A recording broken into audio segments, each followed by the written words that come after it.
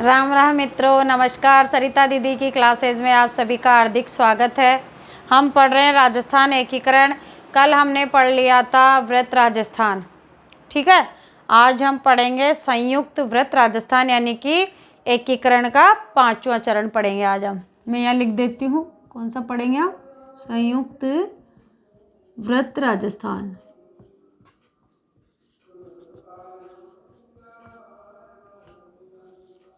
आज हम कौन सा पढ़ेंगे, संयुक्त व्रत राजस्थान। पहले आज का पढ़ने से पहले वही हमारा जो ट्रेंड, हम पिछला थोड़ा सा रिवीजन कर लेते हैं। पहला चरण हमने पढ़ा था 18 मार्च 1948 को, मत्स्य संघ जिसका नाम था, अलवर जिसकी राजधानी थी, एनवी गाडविल जिसके आपके उद्घाटनकर्ता थे, और अलवर वहाँ की राजधानी थी, ठीक है। दूसरा चरण हमने पढ़ा 25 मार्च 1948 को, जिसको राजस्थान संघ या पूर्वी राजस्थान भी कहा जाता था। उसकी स्थापना आपकी हुई थी 25 मार्च 1948 को, जिसकी राजधानी आपके बनी थी कोटा, और जिसमें हमने देखा था कि 9 रियासतें थी। ट्रिक के माध्यम से बाबू कीको झाड़ू प्रशाटो, जिसमें आपके 9 रियासतें और एक ठिकाना आपके कुशलगढ़ बांसवाड़ा का जो ठिकाना था वो उसमें शामिल किया गया था। फर्स्ट मत्स्य संघ में कौन सा ठिकाना शामिल किया गया था, आपके नीमराना, जो कि अलवर का ठिकाना था, ठीक है। इसके बाद कल हमने पढ़ा था, उससे पहले हमने पढ़ा था तीसरा चरण संयुक्त राजस्थान, जिसमें कि संयुक्त कैसे हुआ था वो, उसमें न तो आपके जो दूसरे चरण वाली रियासतें मिलाई गई थी, बाबू कीको झाड़ू प्रसाटो, प्लस उसमें तीसरे चरण में उदयपुर मिलाया गया था, तब उसको संयुक्त राजस्थान का नाम दिया गया था। और कल हमने पढ़ा था व्रत राजस्थान, जो कि चौथा चरण था, और व्रत राजस्थान की राजधानी आपके थे जयपुर, ठीक है। और इसमें 4 बड़ी रियासतें मिलाई गई थी चौथे चरण में। चौथे चरण में 4 बड़ी रियासतें, जयपुर, जैसलमेर, जोधपुर और बीकानेर, याद रखेंगे।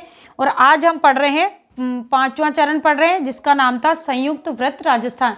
इसमें कोई भी अलग से आपके रियासत शामिल नहीं की गई थी, यह हमें ध्यान रखना है कि 5वें चरण में अलग से कोई भी रियासत शामिल नहीं की गई थी। जो 4 चरणों में रियासतें शामिल हुई थी, मतलब जो मत्स्य संघ था आपके, जो मत्स्य संघ था, इसको आपके संयुक्त व्रत राजस्थान, मैं यहाँ शॉर्ट में लिख देती हूँ ताकि अपना टाइम थोड़ा बच जाए, ठीक है। संयुक्त व्रत राजस्थान, इसकी स्थापना आपके कब हुई है, याद रखेंगे। स्थापना कब हुई है, 15 मई 1949, ठीक है। 15 मई 1949 को इसकी स्थापना हुई है। और इसमें क्या किया गया था भाई, इसमें आपके मत्स्य संघ को मिलाया गया था, और मत्स्य संघ को मिलाने के बाद इसका नाम आपके क्या हुआ था, संयुक्त व्रत राजस्थान, इसको नाम दिया गया था। सबसे इम्पोर्टेंट यहाँ पे जो आपके निकल के आती है बात, वो ये है कि मत्स्य संघ को संयुक्त राजस्थान में कौन सी समिति की सिफारिश पे मिलाए गए थे, ये भी प्रश्न कई बार पूछा गया, तो आप समिति का नाम याद रखेंगे, शंकर देवराय समिति, याद रखेंगे। कौन सी समिति थी, शंकर देवराय समिति, ठीक है। कौन सी समिति थी आपके, शंकर देवराय समिति। इसी समिति की सिफारिश के आधार पे आपके मत्स्य संघ को संयुक्त राजस्थान में मिलाया गया था, और इस प्रकार से इस चरण का नाम दिया गया था आपके संयुक्त व्रत राजस्थान, ठीक है। इसमें कोई भी इंपॉर्टेंट फैक्ट इसका यही है, आपसे पूछा जा सकता है कि संयुक्त व्रत राजस्थान में कौन सी रियासत मिलाई गई थी, तो आपको ध्यान रखना है इसमें कोई नई रियासत नहीं मिलाई गई थी।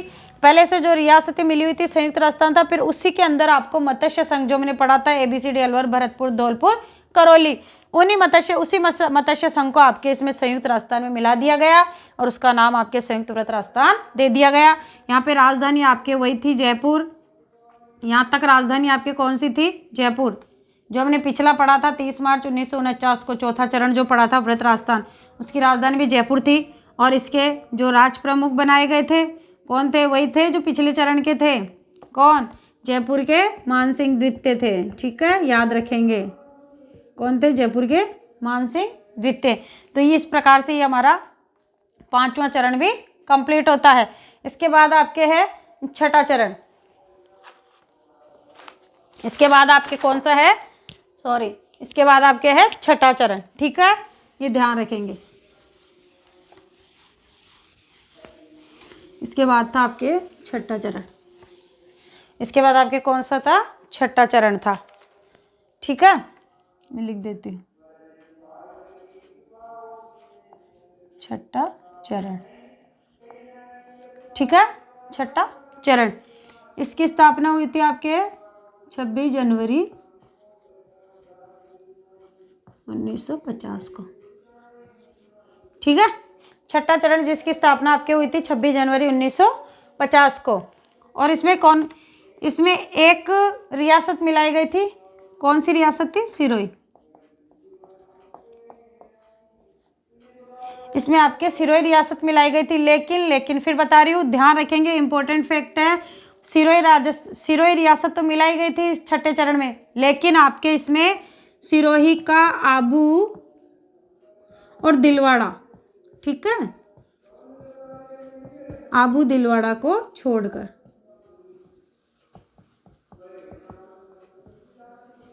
ठीक है ना, सिरोही को तो मिलाया गया था लेकिन छठे चरण में, लेकिन इसमें आबू और दिलवाड़ा तहसील को नहीं मिलाया गया था। आबू और दिलवाड़ा तहसील को उस समय एमपी यानी कि मध्य प्रदेश में, गुजरात में मिला दिया गया था। ठीक है, फिर पटेल जी के अनुरोध करने पे, बहुत समझाने पे, गोकुल भाई भट्ट जो कि गुजरात के थे, है ना, उन्हीं के कहने पे, उन्हीं की सिफारिशों से, उन्हीं की कोशिशों से फिर आबू और दिलवाड़ा को मिलाया जाएगा, लेकिन वो 7वें चरण में होगा। इस चरण में आपके कौन सी रियासत मिलाई गई थी, आपके सिरोही रियासत मिलाई गई थी। ये चीज़ आप ध्यान रखेंगे। ठीक है, और एक चीज़, 26 जनवरी 1950 को ही क्या हुआ था, हमारा संविधान लागू हुआ था। आपको पता ही है क्या हुआ था, हमारा 26 जनवरी 1950 को हमारा क्या हो गया था, संविधान लागू हो गया था। ठीक है ना, इसीलिए 26 जनवरी 1950 को राजस्थान को विधिवत नाम भी दिया गया था। राजस्थान को विधिवत नाम दिया गया। ठीक है, राजस्थान को विधिवत नाम, आपके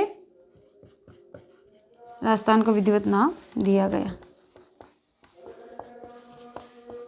ठीक है ना, क्यों, क्योंकि 26 जनवरी 1950 को हमें पता ही है कि इस दिन हमारा भारत का, देश का स्वतंत्रता के बाद में हमारा संविधान लागू हुआ था।